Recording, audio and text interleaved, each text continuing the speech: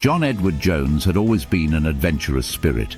Growing up in Utah, he and his younger brother Josh often explored the caves and canyons that surrounded their home. Now a 26-year-old medical student and a devoted husband and father, John had moved away for school but returned to Utah in November 2009 to spend Thanksgiving with his family.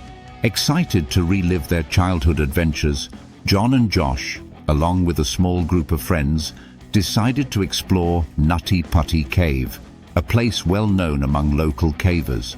Nutty Putty Cave was notorious for its tight, winding tunnels and unpredictable passages.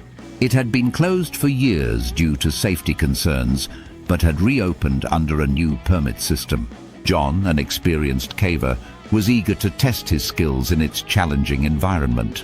On the evening of November 24th, the group entered the cave, their headlamps casting eerie beams against the rock walls. The cave was humid, the air thick with the scent of damp earth. As they moved deeper inside, John was drawn to a particularly tight passage known as the Birth Canal, a narrow, winding tunnel that required expert maneuvering. But in the dim light, he mistakenly entered a different passage, one even more restrictive. Determined to push forward, he wriggled his way into the cramped tunnel, his arms pinned to his sides. The walls seemed to tighten around him with every inch he moved. He exhaled to make himself thinner, inching forward. But suddenly he realized he had made a critical mistake. He had gone in head first and downward, a dangerous position in such a confined space. His heart pounded as he tried to back out, but there was no room to turn around. He was stuck. Panic set in. His breath quickened. The walls of the cave pressed against his chest, making it difficult to inhale deeply. He called for help, his voice muffled by the rock around him. Josh, nearby, heard his brother's strained cries and scrambled toward him.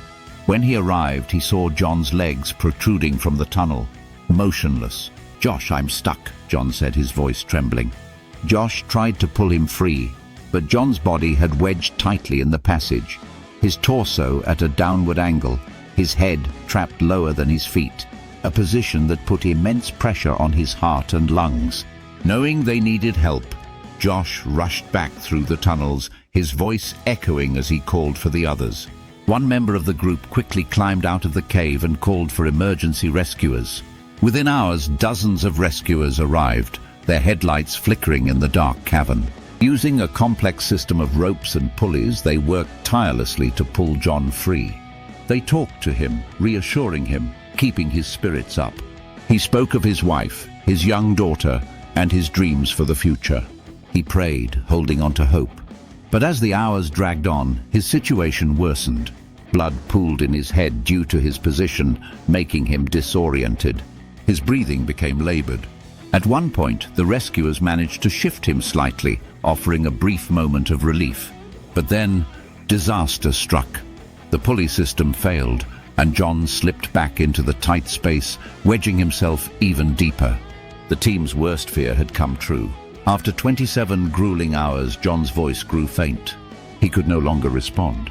His body had endured too much. A doctor on the scene confirmed what the rescuers dreaded. John had passed away. With no way to remove his body safely, officials made the heartbreaking decision to seal the tunnel permanently, making Nutty Putty Cave John's final resting place. The entrance was filled with concrete, ensuring that no one else would suffer the same fate. John Edward Jones's tragic story remains one of the most haunting caving accidents in history, a chilling reminder of both the thrill and the danger of underground exploration.